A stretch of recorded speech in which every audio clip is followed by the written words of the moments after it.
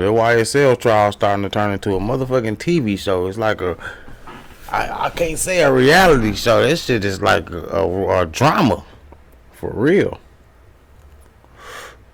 This shit like a drama. Let's get into it though. Let's talking. Let's get into it.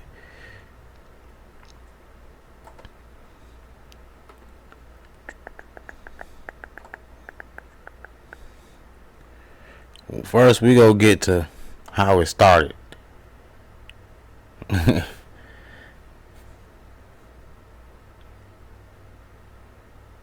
We go get to how it all started. This shit. It all started for YSL. Well, Lil Woody. It all started from him. Everything was going smooth in the trial until they put him on the stand. They put him on the stand, and this how shit went. We go all start. I'm gonna show you from where it started from. This when shit started getting good. You swear affirm testimony to everybody get reported the truth, the whole truth, nothing but the truth, help. Hold on real quick, y'all. Let me make sure that we in real quick. We might not be in. Yeah, we in. Well, this was shit started to get good at right here. Maybe see if you state your first and last name with the spelling of both, please. Excuse me, y'all. I'm hot as fuck. State your first and last name with the spelling of both, please. Kenneth Copeland. Mr. Copeland, do me a favor. Pull your chair up as close as you can to the microphone and speak directly into it so we can all hear you. So if you could state and spell your first and last name for the record, please. Kenneth Copeland. Spell it, please. KENNETHCOPELAND. Thank you, sir. All right. And Mr. Copeland, good afternoon. Do you want to be here? Ma'am, Do you want to be here? I'm here. Okay. Well, are you going to let me ask you some questions? Okay. How old are you? Grown. Okay, what does... Right there, and the facial expression is going to tell you. It's telling you right now. It's finna be some bullshit. So we gonna keep going though. The facial expression and how old you grown, it's finna be some bullshit. That right there finna tell you that this court date ain't finna go right. Grown me? I'm an adult. Okay.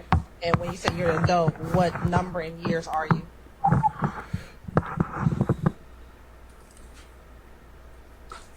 I plead the fifth. Ladies and gentlemen, can I get you to step outside to your headquarters of jury deliberation, please? All right, sure. It all starts from here. Y'all gotta pay attention from here.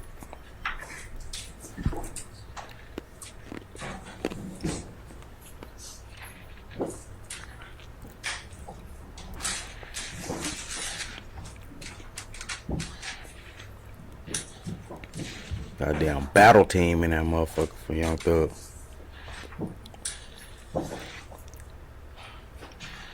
All right, ladies and gentlemen, please be seated. Our jury has left us. Mr. Copeland, given the fact that you have invoked your Fifth Amendment privilege, but the state has already given you immunity under 24-5-507, this court holds you in willful contempt, and we'll see you on Monday. And we'll see if we can get some more testimony at that point in time. Take him into custody.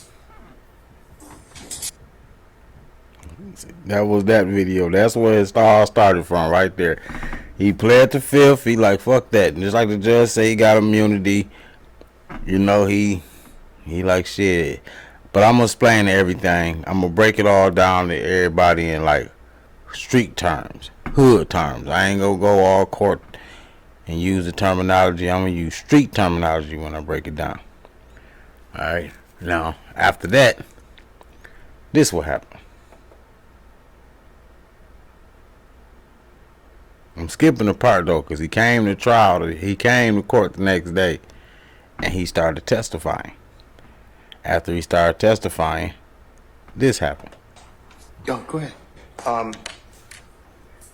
The way I understand my constitutional obligations, pursuant to the 6th and 14th Amendments of the United States Constitution, the corresponding sections of the Georgia Constitution, I'm required to make a full and complete statement to the court. For the record, and if God forbid this goes up on appeal for the appellate courts, or another tribunal, commission, or administrative body. I was told, based upon information and belief, that when we arrived at 8:30, 9 o'clock today, we did not come into your courtroom until almost 11:30. And what I found out just recently, this is not waived, is that supposedly in chambers, this honorable court reporter at times, honorable court at times, district attorney or district attorneys for the DA's office, as well as investigators, sheriff deputies, Mr. Copeland and his counsel met together. None of the defense team, to my knowledge, was aware that this was going on. It was told, based upon information belief, that it was told to the district attorneys that Mr. Copeland intended to plead the Fifth Amendment. Then I was told, based upon information belief, that Adrian Love, the lawyer for Mr. Copeland and this court, were together, and Ms. Love made representations that John Melnick supposedly spoke with some attorneys for the accused and wrote an email to Ms. Love, to Adrian Love, stating that Mr. Melnick does not represent the witness, and that Mr. Melnick wrote an email saying F you, and then somehow that email was CC'd to me. That never... Mr. Steele, can I interrupt you for just a second? I'm kind of disturbed because that's ex parte. All that was an ex parte conversation. How did you find out about any of that? Well, I'm disturbed too, and the reason... Well, I'm asking you a question. And how did you find out about it? I'm going to ask you the question. Okay. Scuttle, if you look at SCUDDER versus State, which is 298 Georgia, 438, it's Division 2, 782 Southeast 2D 638, 2016. Our highest court says when a court meets, because Mr. Copeland comes in, meets with the court supposedly made statements, which I assume is somehow accurate based on what you just said. We're entitled, Mr. Williams and every other person wrongly charged here is entitled under the Georgia Constitution to be present. That's a critical stage. It's just like when you meet with me, and you and Mr. Adams meet with me, and others have met with me. It's those are ex parte for a lot of different other reasons, but I will. Like, that's some fuckery shit. I'm gonna break it down. I ain't gonna waste my time and try to break it down like a lawyer and because a lot of y'all motherfuckers don't understand what the fuck they saying right now. I will not answer that question. Why will you not answer that question? Because I want to make sure that what I say is accurate, and I'm not trying to... No. I'm asking you, how did you get this information? I'm not telling the court. What I'm saying is based upon information. Okay, well, listen, if you don't tell me how you got this information, then you and I are going to have some problems. We can have his... I have problems right now. Okay, I know. Look, I don't want to know about your problems, okay, at this point in time. Brian, all I'm asking you at this point in time is, how did you come upon this information? Look, if the case gets reviewed, the record's going to be available for our appellate court and for whatever reason. But it's disturbing that how somehow you have surreptitiously gotten information in regards to the court's private ex parte conversations with a party. I mean, yes. A witness who was sworn in Friday, the court's telling, this is what I was told. If this is not true, not true. This court handed Mr. Copeland... Look, y'all was in there telling him. Y'all could have been telling him anything. Listen, whatever you want to do... Tell me how you got the information, then we can go ahead and go forward. I'm not going to say that. What I'm going to say is this. I was told, and I hope this concerns the court. It concerns me that you have proprietary information. Why is it proprietary? Or information that you should not be having that was ex parte. Why? With a party. Why? State of Georgia. How about the witness? How about Mr. Copeland, who supposedly announced he's not testifying and he'll sit for 2 years, and then supposedly this honorable court, or excuse me, let me rephrase that, this court supposedly said, I can hold you until the end of this trial. Ms. Hilton supposedly said, actually, all of the defendants and then all 26 people are disposed of. If that's true, what this is coercion, witness intimidation, ex parte communications that we have a constitutional right to be present for. So I understand that you're upset towards me, but I don't know what I did. Mr. Steele, I still want to know, how did you come upon this information? Who told you? What I want to know is, why wasn't I there? Why, sir, I'm going to hold you in contempt if you don't tell me who tell me who this information was coming from. I don't want to be held in contempt. Well, I'm not answering that question. That's attorney-client privilege information. I am not. Attorney-client privilege, unless you were in my chambers, that's the only way you can figure out. I am telling I tell you you- what, I'm going to give you 5 minutes. If you don't tell me, Don't who have you, to. if you don't tell me who it is, I'm going to put you. Well, let me- I'm going to put you in contempt I because understand. that is not attorney-client privilege. Attorney work product privilege. I am not. How did you get that information supposedly from my chambers? Did somebody None of tell your you? business, motherfucker. you What can't was hold said in them chambers?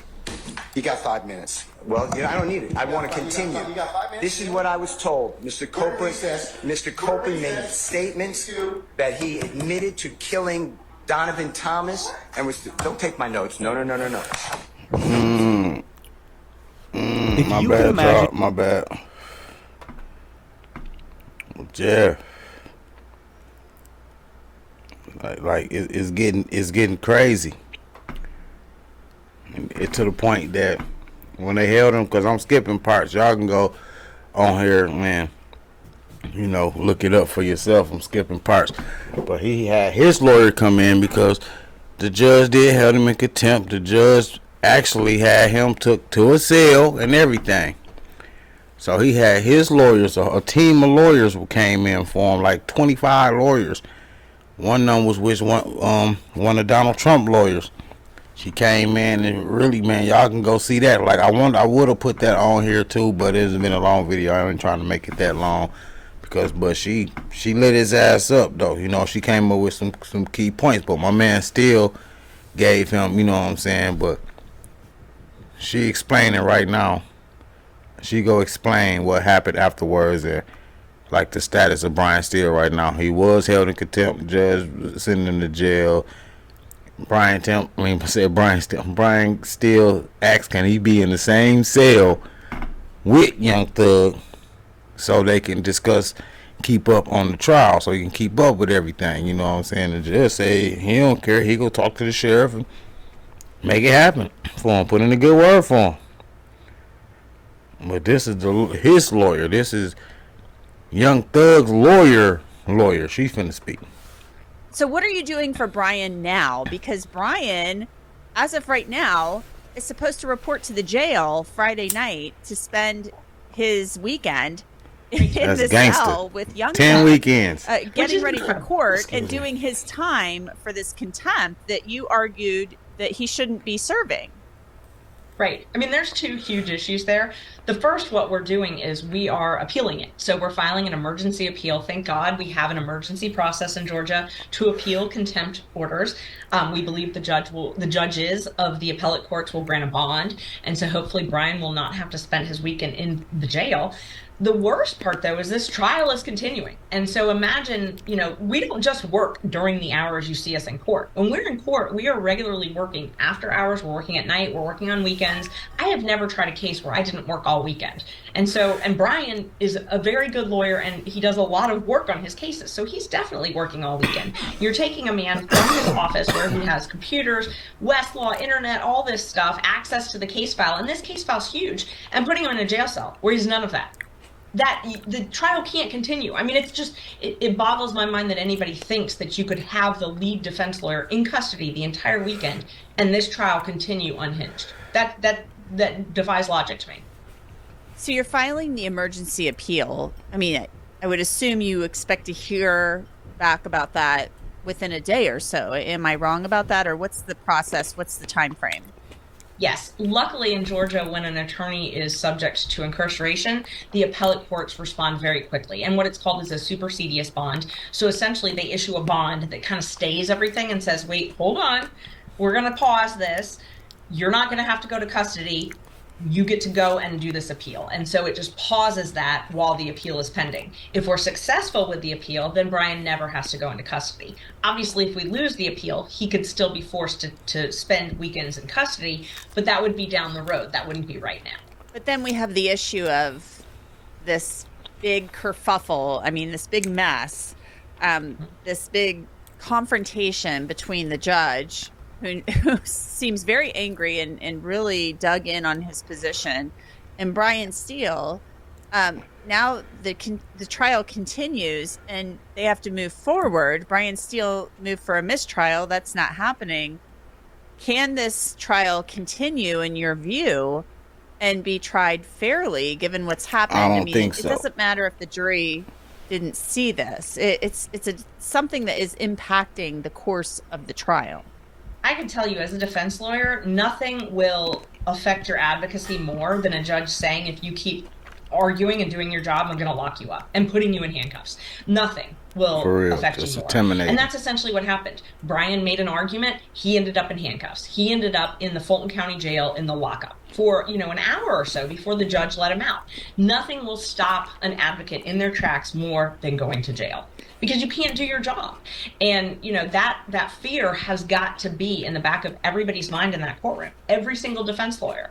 Some of them, they may have kids they've got to go home to, and they can't go to jail. I mean, you think about the things that are going on in their minds. You want to be able to do everything you can for your client, but you can't do that if you're in jail.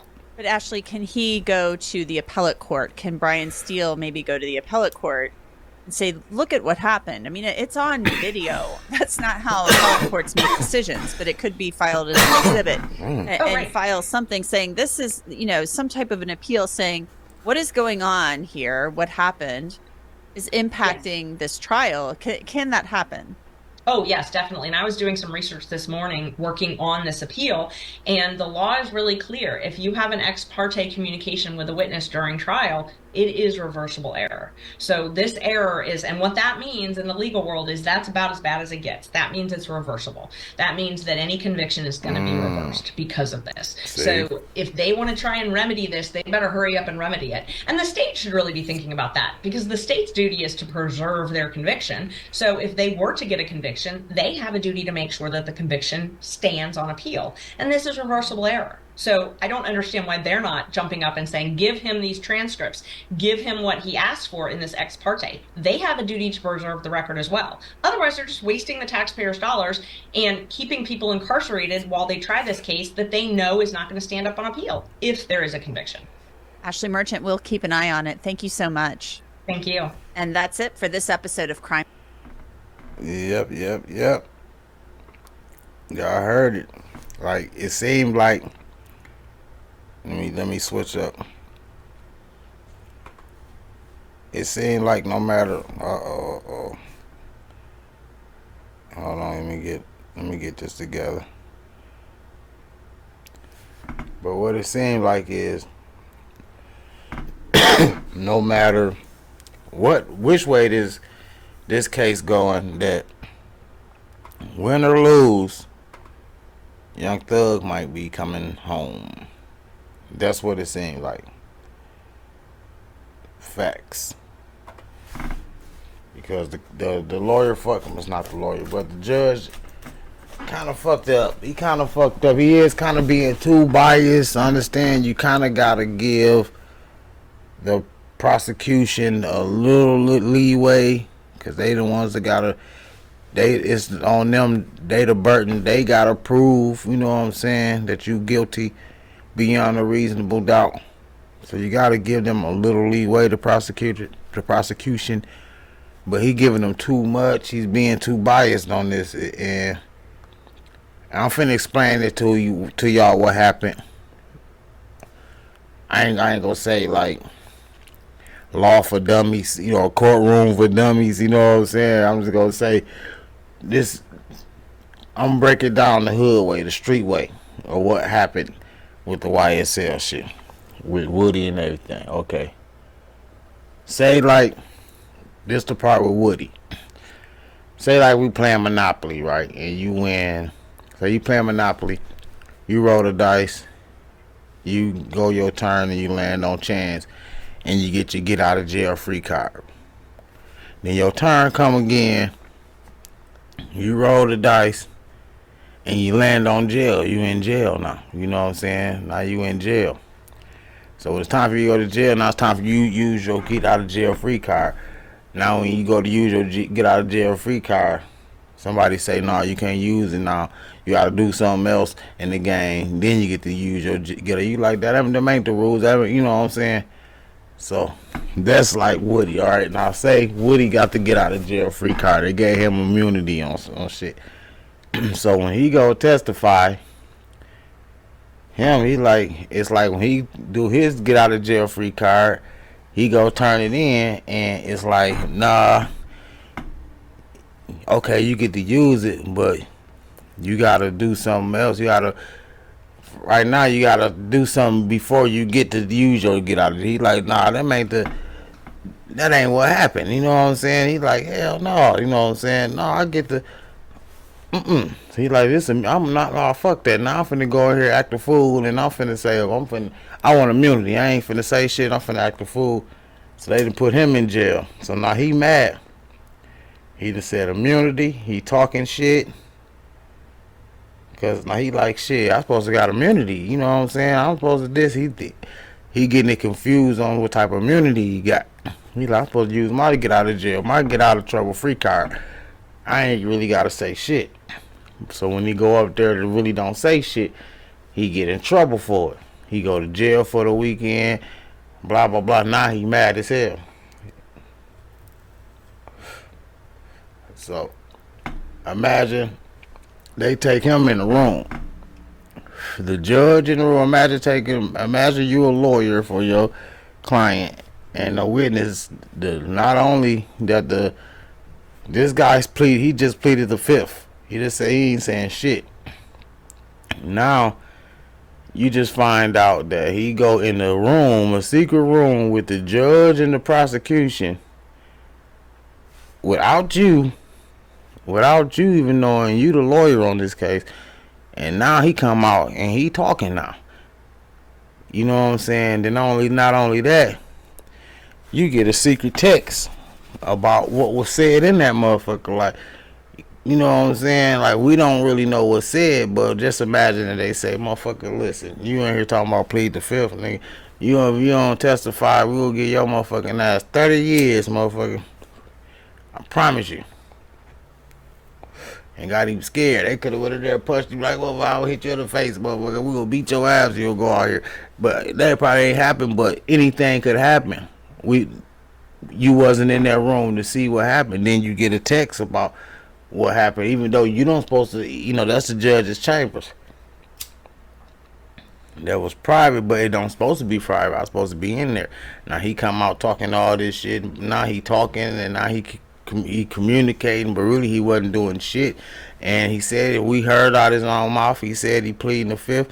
Now he come out and all this crazy shit. What just happened in that room that we wasn't allowed in, we didn't know nothing about? What just happened?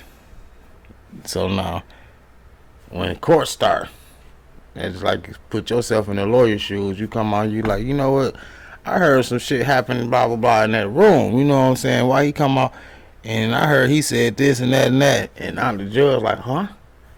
How the fuck you hear that? Where the fuck you hear that shit from? Tell me what the man, nigga, hell no. Tell me where the fuck you hear that shit from. How the fuck you hear that? Oh, hell no. And put you in jail for it. You know what I'm saying? For doing your job. So that's where that's at right there. And it's like, why they can't, you know what I'm saying? Why it's wild. And now I gotta land on fire. To me, Young Thug in a good place because it's too much. It's too many loopholes already. It's too much bullshit already. It's ground for mistrial like a motherfucker already. And then if it do go to mistrial, they barely could pick. This shit been going on for 2 years already. Supposed to be going on for 2 more years. They barely can pick. They barely picked a juror for this case. It took them damn near a year, 2 years, damn near a year and a half to pick a juror for this case. And this the biggest case in Atlanta. So imagine this going to mistrial. You know what I'm saying? So the judge kind of fucked up with that part. Fucked up badly. And then now this is another thing that I want to say that touches, that's real, that everybody that what I get out of cases like this. This is what I get out of cases like this. When I see cases like these and shit that happen like this in cases, I say, imagine if Young Thug wasn't Young Thug. Imagine if he was just Jeffrey Williams. You know what I'm saying? Just plain old Jeffrey Williams with not the big team of lawyers around him. Just an average person like me and you going in the courtroom like that with them type of judges and them type of prosecutors, with them pulling that type of stuff. We don't stand a chance. You know what I'm saying? That's why a lot of bullshit go on in court now. That's why there's a lot of people in jail right now that really don't supposed to be there. You know what I'm saying? For real. It's a lot of cases that was lost that really supposed to be won because a lot of people don't stand a chance. You know what I'm saying? Real talk. A lot of people, the courtroom, that's why they say you're supposed to be innocent to proven guilty, but it's really guilty to proven innocent. You know what I'm saying? Because a lot of people don't stand a chance when they enter that type of stuff. When they get into that type of trouble, you don't stand a chance. Like if Young Thug wasn't Young Thug, if he was just playing Jeffrey Williams, that stuff would have just slid past. It would have just swept under the rug. Like if he didn't have like a powerful lawyer like Brian Steele to like. Brian Steele is powerful. Like he earned his bones. Like he is going to jail. He done went to jail. He's held in contempt. Like what lawyer? You ain't got too many lawyers just go. You know what I'm saying? Willing to go to jail for the law, for justice. You know what I'm saying? For you to get. You know what I'm saying? For real. I don't know how much money is that worth. Like how much money you got to pay a lawyer to do that. You know what I'm saying? Like I don't know how much that costs, but I do know an average person on the street ain't got that. You ain't got enough money to pay your lawyer to go to jail. And then ask the judge, okay, since I'm locked up, since I'm finna be locked up for these weekends, I want to know if I could be locked up with these weekends with Jeffrey Williams in the same cell as Jeffrey Williams so we can discuss the case and keep up on the case. Like, that go down in history right there. That's the only reason why I'm like making this video. That Brian Steele go down in history. Like, for real. Like, and at the same time, like I say, a motherfucker like us don't stand a chance. Cause we ain't got Brian Steeles. It ain't that many Brian Steeles out there. You know what I'm saying? So, and if it is, ain't too many of us that can afford Brian Steeles like that. So, average motherfucker is just fucked up because them the type of tactics that they pull in court every day. That shit go down every day. That's why I'm putting this video. It ain't really about the Young Thug and all that. It is, but I wanted to put another point onto it too, because that goes down every day. It just get the average person ain't got no money. His lawyer ain't finna go to jail. You know what I'm saying? His lawyer, he see it happening. He ain't finna point it out.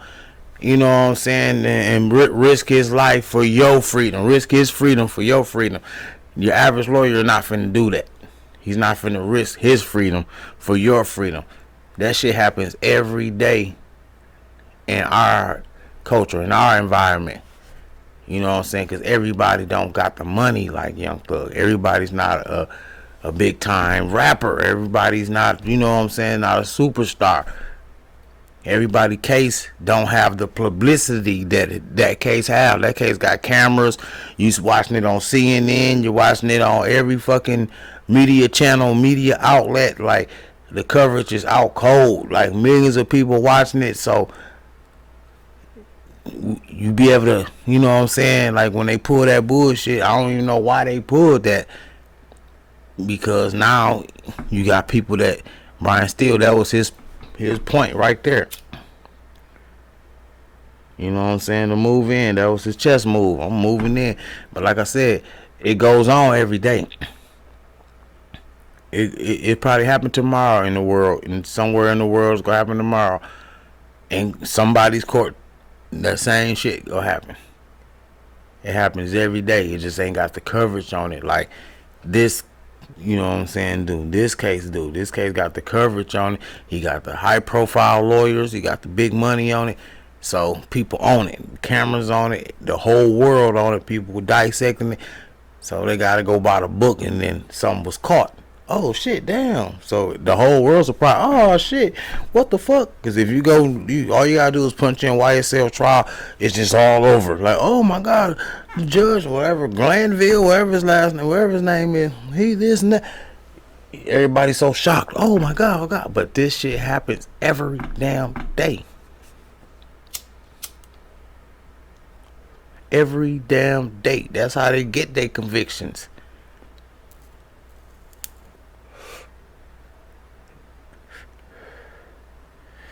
That's how they get their convictions. That's why I don't understand why he did that right there. That's kind of like exposed the court.